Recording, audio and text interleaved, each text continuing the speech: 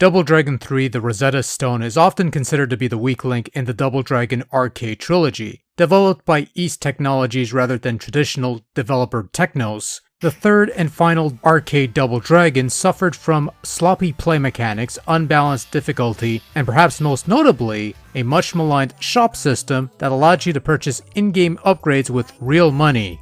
A precursor, if you will, to the modern-day microtransactions of today's various video games. Despite its dubious reputation, Double Dragon 3 did receive a number of home conversions. Perhaps the one most familiar to gamers these days is Double Dragon 3 The Sacred Stones for the Nintendo Entertainment System. Somewhat based on the arcade game in terms of the concept, but is otherwise its own unique game that did its own little thing. Not a port, but more like a mini remake or something.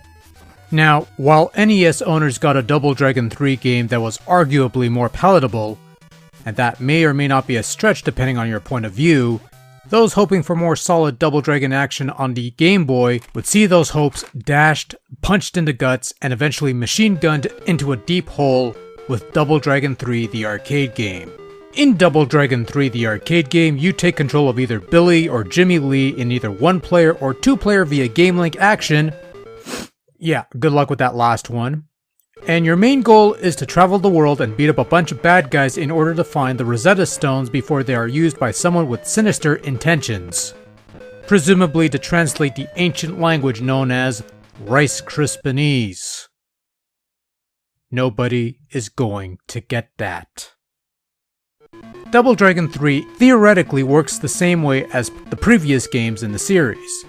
The key word being theoretically. There are 5 missions taking place across various parts of the world, each with a couple stages apiece for you to tackle. You start in America and then you blaze through China, Japan, Italy, and finally Egypt because sure, why not? You move back and forth on a stage beating up bad guys, and once you've cleared the stage of multiple enemy waves, you either move on to the next stage and you do the same thing all over again, or you meet up with the end boss. Defeat the end boss and you move on to your next mission.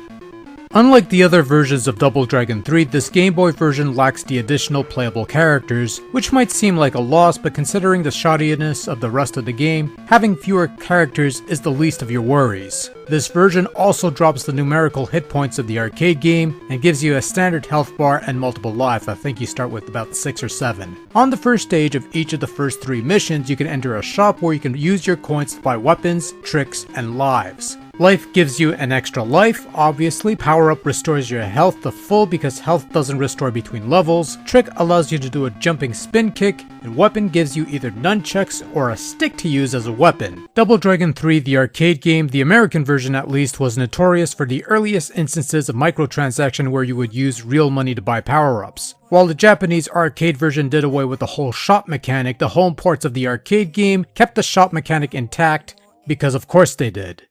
So in this version on the Game Boy, you had 2 coins to spend in the shop, but it can earn 2 more with each subsequent mission for whatever that's worth, which quite frankly isn't much. But take solace in the fact that this game has no continues. Once all your lives are exhausted, it's game over whether you have coin or not, so spend wisely, but to your heart's content. Oh, and by the way, if you lose a life, whatever tricks or weapons you've bought is lost along with it, so yeah, have fun with that, if you can. Let's not beat around the bush. Double Dragon 3 was not a good arcade game, and this Game Boy port not only does not change that perception, but also offers a game that is yards worse than said arcade game. If an enemy kicks you, you get knocked down. Fine, fair enough. Unfortunately, enemies like to kick you a lot. They like to surround you, and short of plain old luck getting the proper positioning for a few quick shots, your best means of attack is executing a quick jump kick to knock down enemies. It almost becomes a game of tag where you jump kick a foe, he jump kicks you, you walk away for a bit and wait for him to jump at you before you jump at him, and that's just the circle of life, bro. Control is not good. I would go so far as to say it's the drizzling shits, but that would be an insult to drizzling shits, and at the very least, you could actually move your guy around with the D-pad, which is just fine. Anyways, it's the standard A button punches, B button kicks, both buttons jumps, and hold them to do the jump kick. None of this shit works well kind of setup. You only have those 3 moves at your disposal. There's supposedly a wall jump kick maneuver, but it's almost useless at times. And while you could upgrade your jump kick into a spin kick, it's only a minor upgrade and not something that could be useful like a proper cyclone kick that you'd see in a proper Double Dragon game that actually worked well.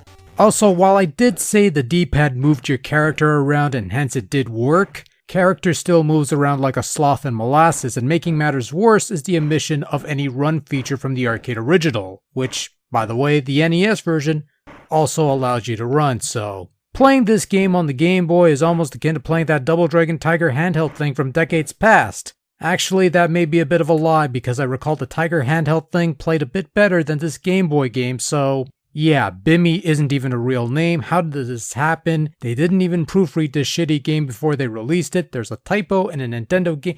Oh, sorry, my mind was wandering. At least this game doesn't have any typos that I know of, so score 1 for... never mind. The opening cutscene, the title screen, and maybe the shop are the only real nice things to look at in this Game Boy Double Dragon 3. The main gameplay bits does a fair enough job of recreating the arcade settings and characters to a monochromatic 8-bit form. They've kept some details like the various signs in the first stage and little bits and bops like that. Obviously, the sprites are smaller, somewhat less than appealing to look at, but you could at least tell these things apart, and that's always nice. The overall visual quality is ultimately average because the arcade original was barely teetering on the edge of below average quality as far as its graphics go, and this Game Boy version didn't do much to make these dull-looking levels look a little more lively or exciting. The music in this game sucks. The arcade tracks weren't memorable tunes to begin with. I honestly thought they were done best on the NES, but whatever the people who developed this Game Boy version tried to pass off as music is just dreadful. If this was supposed to be the arcade tracks converted to this particular format, I couldn't even begin to tell you because they just sound awful. Though listening to it a bit closely, they sound like mostly original tunes and nothing from the arcade game, nothing remotely Double Dragon-esque, so to speak. Fortunately, you could press the select button to turn off the music and just be stuck with the somewhat mediocre sound effects.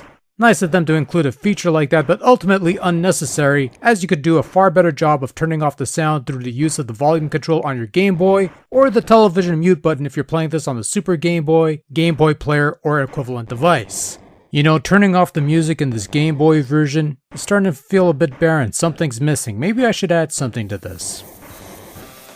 Actually, on second thought, no, we're not going to do that. That gag's been done to death, and also it doesn't deserve a place in a game like this. Look, Double Dragon 3 The Rosetta Stone is an arcade game of questionable quality to begin with, but you put that thing on the Game Boy and you have a game that is pure, unadulterated evil. There's no polish, there's no quality control, no sense of enjoyment. A half hour of playtime is all it takes to question your life choices, and I've got a massive headache that hasn't gone away since I first played this stupid thing ages ago.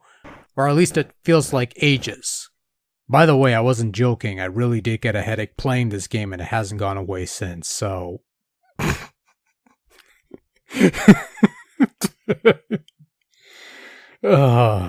Anyways. Yeah, I digress. Overall, if you really need your Double Dragon 3 fix, then may I suggest you stick with the NES version? It's no work of art, I will say that much, but it is miles above this Drek.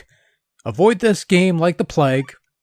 You see it there, you just leave it be, just turn around, walk slowly away, move on with your life, and you spare yourself the headache and you just do something else.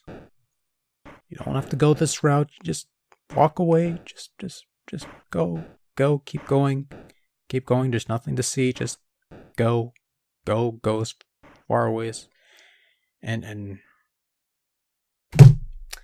yeah, anyways.